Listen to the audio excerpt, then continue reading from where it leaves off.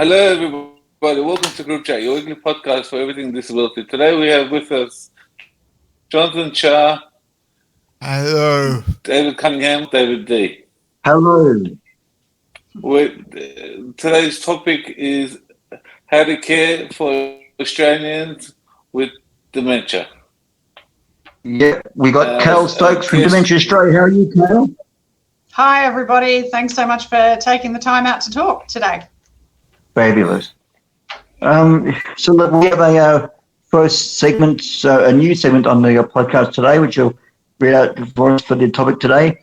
It just gives a bit of a commentary from the CripChat crew. So we'll read it out first and then we'll get into it. So dementia is a condition that afflicts many of our population, including those of us with disability. We here at CripChat Australia strongly believe it's incredibly vital our society values the lives, contribution and hard work of every Australian with dementia. They deserve to live with dignity in an inclusive society and hold our utmost love, admiration and respect throughout their journey with dementia. Therefore, it is our opinion that the philosophy of care and support our society embraces around dementia underpins this love, admiration and respect and is worthy of some exploration here today. So, welcome, Kaele. Thank you so much. And look, we really appreciate you doing the interview today and from CripChat Australia. Look, just to start off, would you mind telling us about the life and work of Dementia Australia? Sure. So Dementia Australia has existed in some form or other for about 35 years. So most of our state and territory organisations began as organisations that were started by carers and volunteers who were caring for somebody living with dementia. And so we've been a national advocacy organisation for, a number of years now, but we unified into a single national organisation about 6 years ago.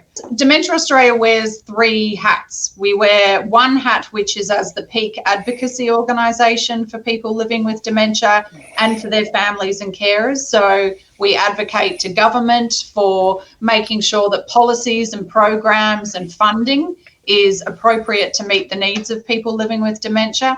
And we also make sure that we elevate the voices of people living with dementia in all of the work that we do. So we have a range of people living around the country who are either living with dementia or who are families and carers of people living with dementia.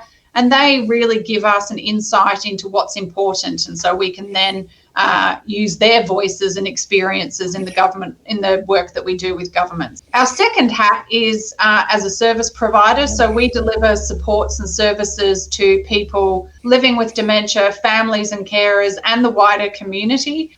We run the National Dementia Helpline, which is the kind of key entry point into our organisation, and people can contact that 24 hours a day, 7 days a week on 1800 100 500, and I can provide that detail to you after the podcast if you like. That really is a way of providing information or access to support to people who might need it. And our third hat is that we also deliver education out in the sector to people living, to aged care workers who might be supporting people living with dementia, to disability or healthcare workers. And so we work really with as many different types of organisations as we can to make sure that they have the skills and training to be able to support people living with dementia in a quality way. So they're the kind of three things that we do under our Dementia Australia hat.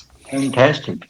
So what exactly is dementia, and what are the numbers like that actually have dementia across Australia then? Yeah, so dementia is a term that is used to describe a disease process, if you like. So there's lots of different diseases that cause dementia. People often think about diseases like Alzheimer's disease as being the same thing, and really Alzheimer's disease is the cause of the dementia, but there's other forms of dementia as well that might be associated with Parkinson's disease or Huntington's disease.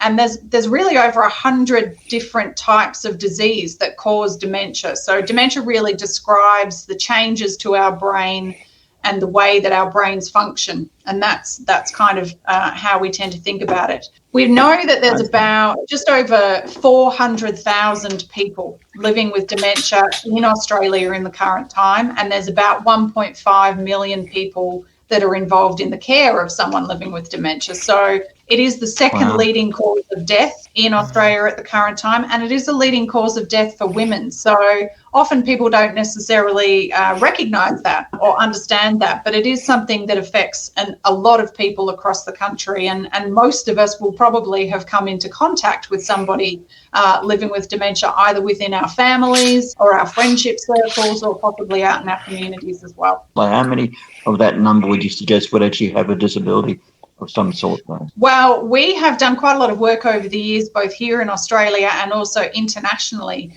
to recognise dementia as a disability. So we say really that all of the 400,000 people that are living with dementia are living with a disability, because it is effectively what we'd call a cognitive disability, so a disability that affects our cognitive functioning.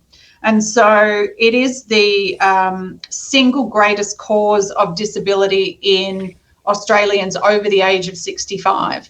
So it is really significant, and it's important that we do recognise dementia as a disability, because it gives us a different way of thinking about it and a different way of supporting people who are living with dementia, because in the same way that we support people with any disability out in our communities, we can do the same thing with dementia as well. That's a lot of the work that Dementia Australia does with our dementia-friendly communities initiatives, which is really about creating more inclusive communities for everybody. Is it common to have dementia before 60? It is less common. So people do tend to think of dementia as something that happens as you get older. And certainly the risk of developing dementia does increase as you get older. But we know that there are some very rare genetic conditions that can cause dementia in children, so young children. And we also see people with what we call younger onset dementia who are developing signs of dementia before the age of 65. So they might develop dementia in their 40s or 50s or early 60s. So it is not something that is a natural part of aging, and it is not something that only affects older people. So what then would life be like for a person who actually has dementia then, Kaele?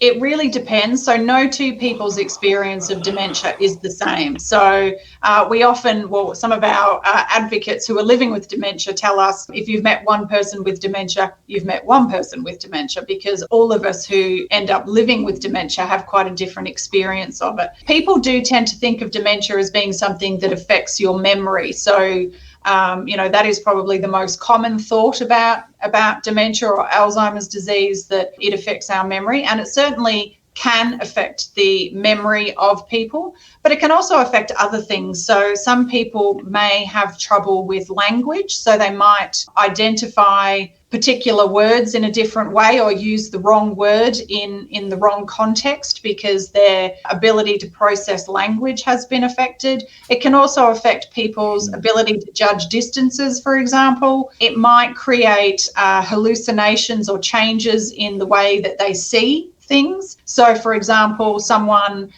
who looks at a black mat on the floor might see that as a hole in the floor and be concerned about walking over the top of that because it looks like a hole that they might fall through. So it can affect those sorts of skills. And it can also affect the ability of people to recognise emotions in other people, or indeed to be responsive in an emotion in a particular way. So someone might feel a sense of apathy and not necessarily have the same kind of engagement with their family and friends that they used to. They might get frightened or angry over different things, and they might undergo a bit of a change in personality because sometimes the parts of the brain that control our moods and emotions can be affected as well. So for somebody living with dementia, all of those things might happen, or it might look very different depending on the individual. But what we do know is that people living with dementia, there's a sense out in the community that if somebody is diagnosed with dementia, that they don't have the ability to contribute anymore. And we know that's absolutely not the case. So we have advocates all around the country at different stages of their dementia who participate in our advocacy, and they really have the ability to still make a meaningful contribution and be a meaningful part of our local communities. Have you had any situations where people think people with dementia, you can do something to them and they'll forget that you did that? Certainly, we have had people living with dementia and their families and carers talk about the challenges of supporting someone or being supported when there are memory issues. What we know is that even if somebody does forget what has just been discussed, what they do tend to remember is positive emotions or negative emotions, really. So if somebody has been talking to that person with kindness, with empathy, with non-threatening body language, they will remember that feeling. But if somebody is trying to rush them or being angry with them or talking down to them, then they might remember that emotion as well and feel stressed or frightened or angry, even if they don't really remember why.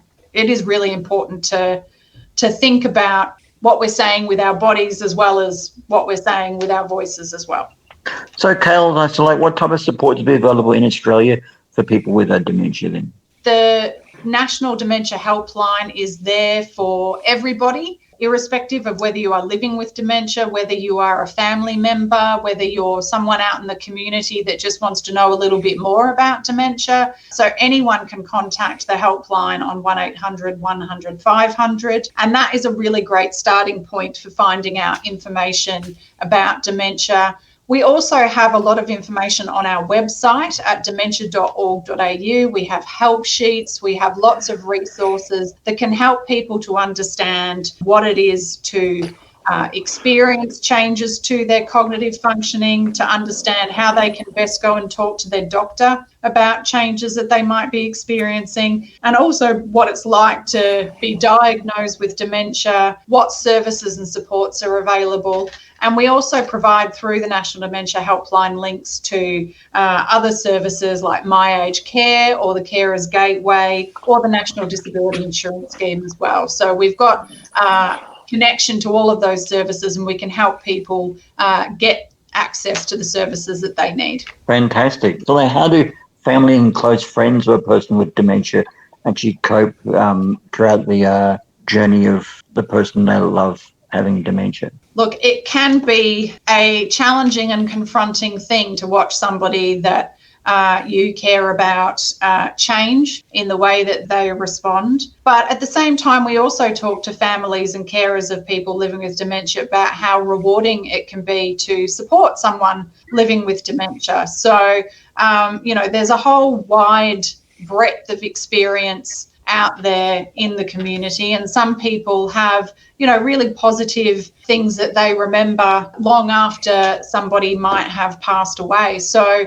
we have families that will take their partner or their father or mother on holidays and really build fantastic memories as part of that disease trajectory. So we really focus on how we can live well with dementia, how we can positively live the life that we want to in the time that we have, and making sure that we've really got that ongoing connection to our communities and our families, which, lots of people living with dementia talk to us about how they feel quite isolated after they've had a diagnosis of dementia, and their friends might drop away because they don't know what to say or how to engage. And so making sure that people still feel included and valued is really, really important.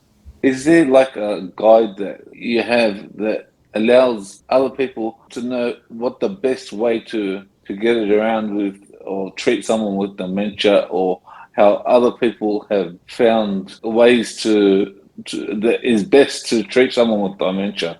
Yeah, look at it. We do have lots of information on our website, and we have something called the Dementia Guide, which talks about how dementia progresses and the sorts of things that the person themselves and their families might want to think about as their disease trajectory progresses. So there's lots of resources available to help with that. But really, it's about starting with the individual person. So if you know someone well and you know what their likes and dislikes are, you know what their sense of humour is, you know what they particularly enjoy doing, then making sure that you still keep engaged in all of those things is really important. So if you've lived your life being really interested in, I don't know, wood carving, you're not going to start a knitting club for your, for a person living with dementia, because they're not going to like it, right? But if they're lifelong wood carvers, then maintaining that interest is a really great way not only of connecting, but also of keeping that person engaged. So knowing the person is really, really important in the first instance. And then there's a whole lot of other strategies that people can access to be able to make sure that they still talk to somebody, that they can still communicate well, that the physical environment is going to help them be able to remain independent for as long as possible. So what you're trying to say is, if the person's got dementia, they still got the same personality, and they still got the same likes. So keep feeding them the same interests. That's right. Yep. When it comes to a period of challenging behaviour, Kaele, when is it best to actually support a person with dementia, and how exactly does one effectively assist them? Well, as I said, dementia does affect everybody differently. So not everybody will experience the same changes in their behaviour or their mood. So it is really up to the people around someone living with dementia, whether that be family and friends, or whether it be staff who might be working in a service delivering care, to understand that person and what makes them tick first. So that really makes an enormous difference. We do know that part of dementia can create anxiety in the person living with the disease, or they might feel frightened, which can make them lash out and seem aggressive. They may have hallucinations. So some forms of dementia have a result in there being more hallucinations, and they might feel a bit more agitated. Now, there aren't any hard and fast guidelines to how to support someone through this, because, as I say, it very much depends on the individual and what is going to work for them. But there are some things that we can all do and that we can all learn that can make a difference. So the first is having very clear communication. So for somebody who might be, I don't know, in a hospital room, say, and somebody bustles into the room and doesn't identify themselves and talk about what they're there for somebody living with dementia who might be in that room, in the bed, that's going to be an incredibly confusing experience. So identifying yourself, therefore, can make a big difference. So that can help. Focusing on our body language and the way that we are approaching somebody. So not rushing someone with dementia, not crowding into their space and, kind of getting into their grill is really important. And keeping a nice open body language can make an enormous difference. And if you engage with somebody with kindness and empathy and openness, then even if someone living with dementia doesn't entirely understand why you're there, they will still respond to that positive body language. So we do a lot of work with workforce, but also with families and carers of people living with dementia, to make sure that they think about how to consider what's going on from the perspective of someone living with dementia. So what might be triggering them, what might be causing them to behave in a certain way. So if we start to work our way through some of those factors, whether it be the environment, whether it be they might have pain, that they're in pain and it hasn't been addressed. It might be that there's particular elements. So if, I don't know, somebody lived out in the country and didn't really like big, bustling, busy environments, and suddenly they're in a a room with lots of people coming in and out all the time, then that might be quite intimidating and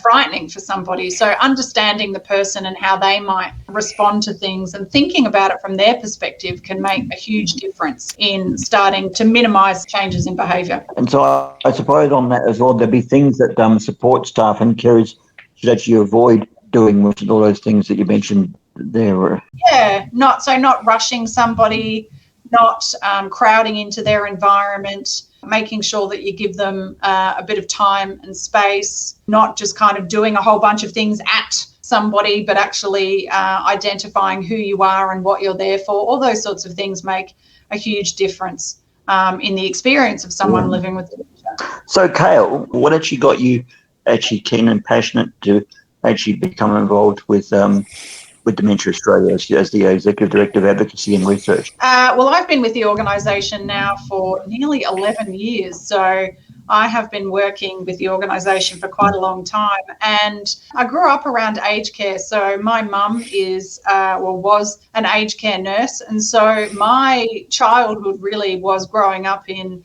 an aged care environment and going and spending Christmas morning, at the aged care service, having breakfast with the residents and helping residents with their meals and taking the ones that were still able to walk for, a wander around the garden to have a chat and get some sunshine. So I suppose because I've grown up around that environment and recognise that people are people, I've always really enjoyed working with particularly our advocates around the country, so our network of people who are living with dementia and our families and carers who talk about their experiences, and I guess that's kept me here for nearly 11 years now.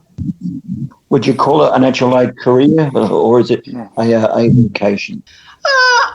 Look, I think it's a bit of both. I think that for people working in sectors that are supportive, I think there is, it is always a career, and it's a job. But I think there's certain types of people that are motivated to work in the sector, and we need many more to continue to work with our communities.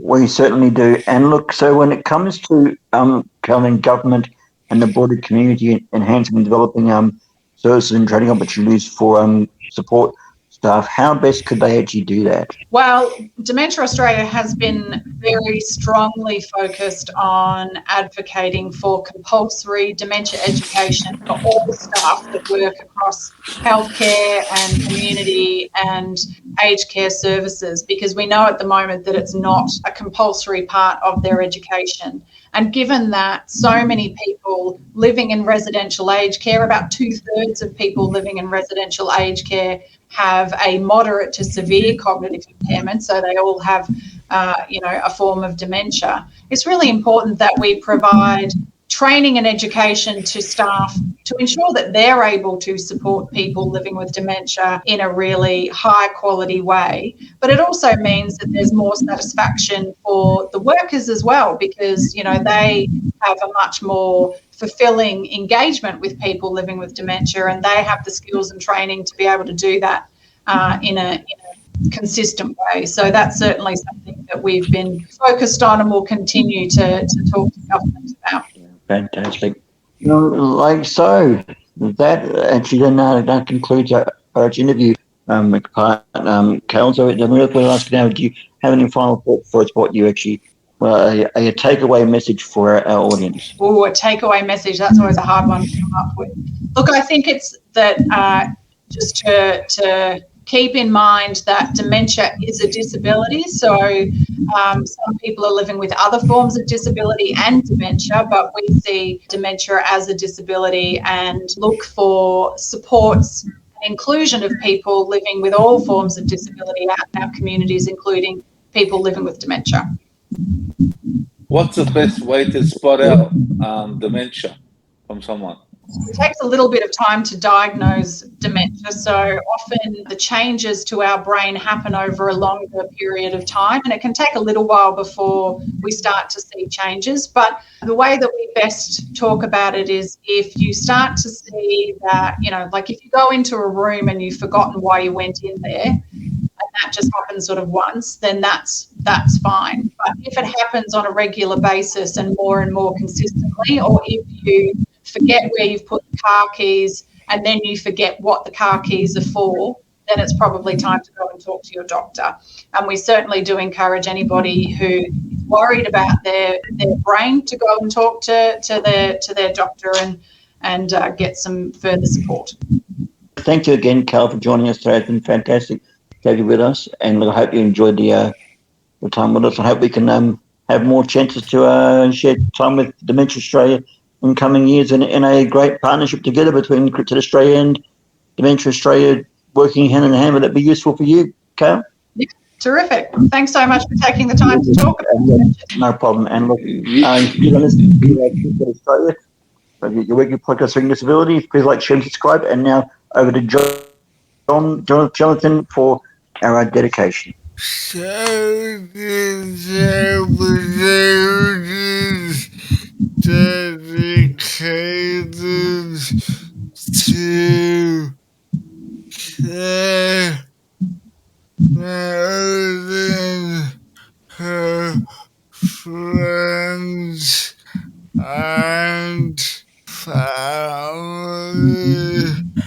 and we do hope that by bringing a light to dementia and how it affects the people, friends, and family, we can hope for better outcomes in the future. Correct. Thank you for that, Jonathan. And look, thank you, Kaele, again for joining us. It's been great having you. No problem at all. And that concludes Australia for this week. See you next week, guys.